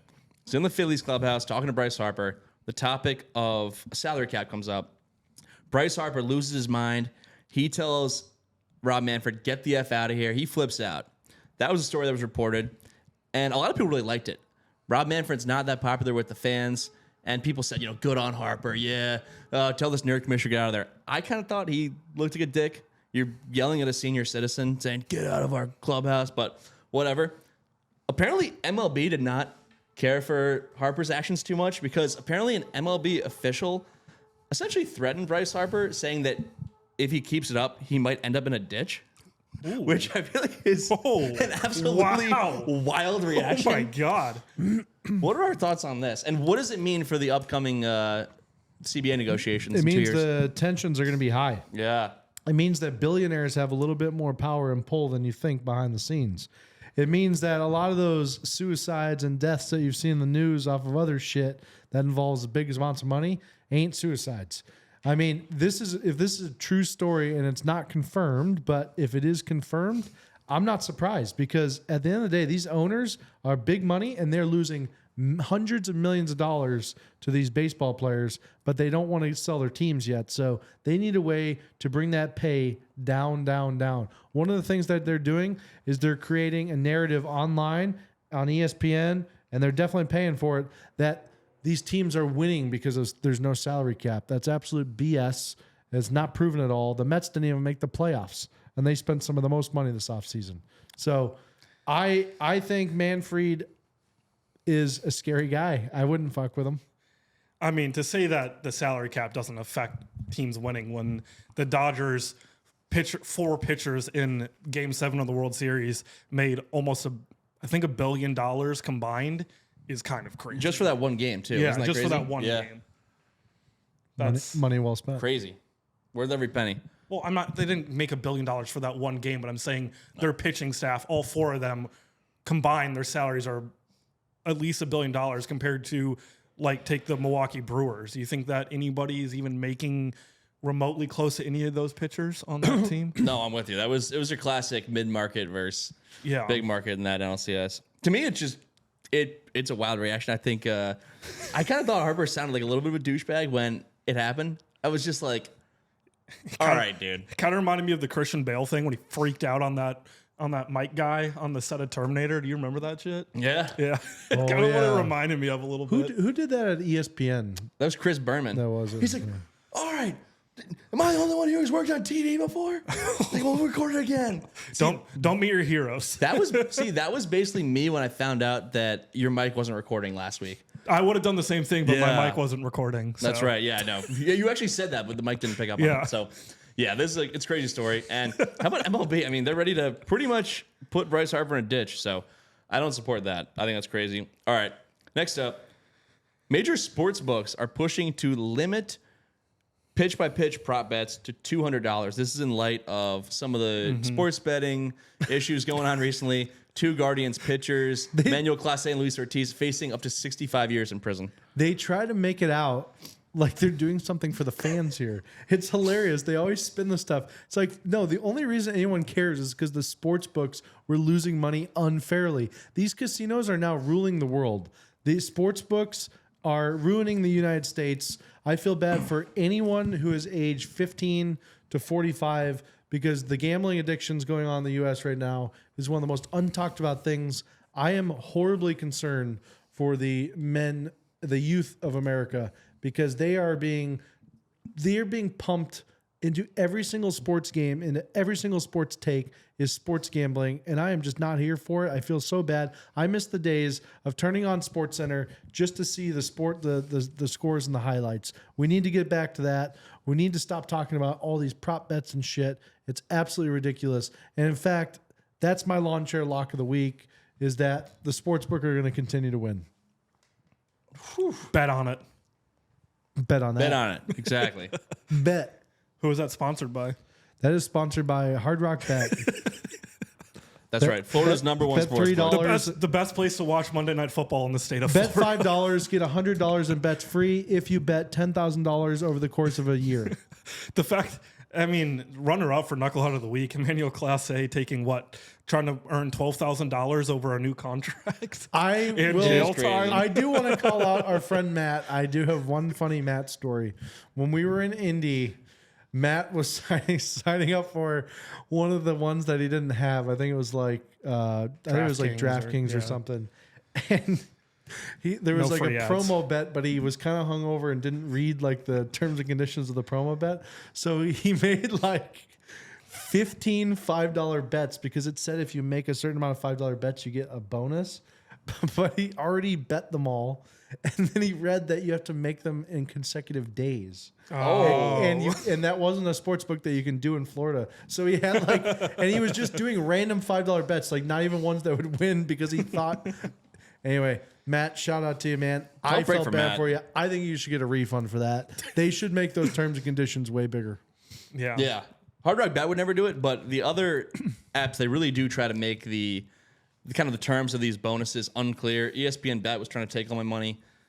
I didn't like it. That's why I like betting on Hard Rock Bet. It's Florida's #1 sports betting app. Yeah, and it's from the reservation, which is nice. That's right. So we're kind of, we're giving back to a marginalized group. But do you have any incentive now to go to or, even watch an MLB regular season game now? It's been well documented. Ratings are plummeting in baseball. So, does this affect your interest in the regular season? Yeah, this is going to just tank the sport even more. No one's watching baseball right now, and it's sad to see the game tanking like this. I know Wrigley will still be packed because who else is going to build the cup snakes in the bleachers, Someone's got to do it. So, shout out to those hardworking folks in Wrigleyville getting it done. All right, last up, we got to hit on it. It's a firing about a year in the making. Nico Harrison has been dismissed as Mavs president of basketball operations. This comes just about 10 months after probably one of the worst trades in NBA history. Well, it comes a day after the Mavs owner sat down next to a kid wearing a Luka Doncic 77 Los Angeles Lakers jersey. So rumors have it that kid told Harrison to told the owner to fire Harrison. So, dude, it's just... Well, do you know what led up to that? No. The kid allegedly flipped off the owner. Then his dad made him go apologize to the owner. In the apology, I think planted the seed in his head. Straw that broke the camel's back. That Harris needed to go. Also, this Patrick Dumont, the owner who pulled the plug on him, he was just on Dallas radio within the last 2 weeks. He's not a basketball guy. He was on radio to justify the Luka trade. He was saying, we made it to the championship games and we came up short, so we had to find a way to get better. Anyone who refers to the NBA Finals as the championship games has never watched a basketball game before in their life. And I love the logic of, we didn't win, so had to find a way to get better. How about trade Luka Doncic for washed up, broken down Anthony Davis? Is that how you get over the hump? Fat Davis. I mean, it would be like if the Bills decided to trade Josh Allen after they lost the playoffs last year. Like, we don't know how to get over the hump, so Josh Allen out for Joe Tyrod Flacco. Taylor back. Yeah, Joe Flacco in. Like, it's just all-time bad trade. He'll go down as one of the worst GMs in history. Cooper Flagg's looking pretty good, though. Yeah, tough start with Flag. I mean, and that's the thing. The Mavs 2-7 start. They are second to last in the Western Conference. I feel like people are trying to spin the Cooper Flag thing like he had a vision. It's like Luka's out, but you get Flag now. They did nothing to earn Cooper Flag. The fact that they won the lottery is they did nothing above the table to earn Cooper Flag. Yeah. If anyone is still under the impression that the NBA draft lottery is clean, I mean, when I heard the Mavs won, I said weren't they in the playoffs? They were in the play-in. Yeah. I mean, you're supposed to have the lowest odds to win the pick. It's crazy. He had to go. But yeah, the Mavs, dumb friend. And this is why, while Skinny Luka is lighting things up in LA, they don't even need Skinny LeBron. Luka. He's looking like an MVP leader. Skinny Luka's a stud. Yeah. So, while we wonder when this day would come, it was today. Andrew, I'm just glad we were able to have you on Veterans Day, man. That take about the Marines is hilarious. I'm a little concerned about cutting the part where you may incite violence. But, I mean, what's the worst that could happen? Violence. Yes. And that is pod. There's already 21. violence going on anyway. Yeah. There's already violence going on anyways. Come Might as on, well man. just combat it. Let's you just know? different violence. channel it somewhere, right? Right. I mean, all right. You guys have anything left to get off your chests?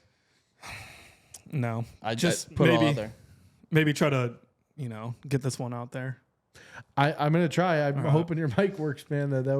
I would be probably in tears if the mic didn't work, to be honest. I would probably quit the podcast for at least a week. I don't know if you guys remember, but on our original recording of this, I was very convinced that this podcast was fake, and I'm still convinced it's fake. I mean, that's fair. I think this is an elaborate joke. Yeah. How many times can we get them on? Yeah, still fake, actually. I'm out of here. No, it's as real as it gets. Wait, what was my surprise? 21 in the books. There's no surprise. That's a bait and switch to keep people at the end of the pod. Right, yeah, we want to keep you engaged. Yeah. Cool. Yeah. It worked on him. My bad. Launch at sports, we kicking it raw. Feet up, chilling, still breaking the law. Mic on fire, they can't ignore it. Chat so sharp, it'll cut your jaw. Launch at sports, pull up, no slacking. Reclined in the game, still full throttle action. Tactics tighter than a referee's whistle.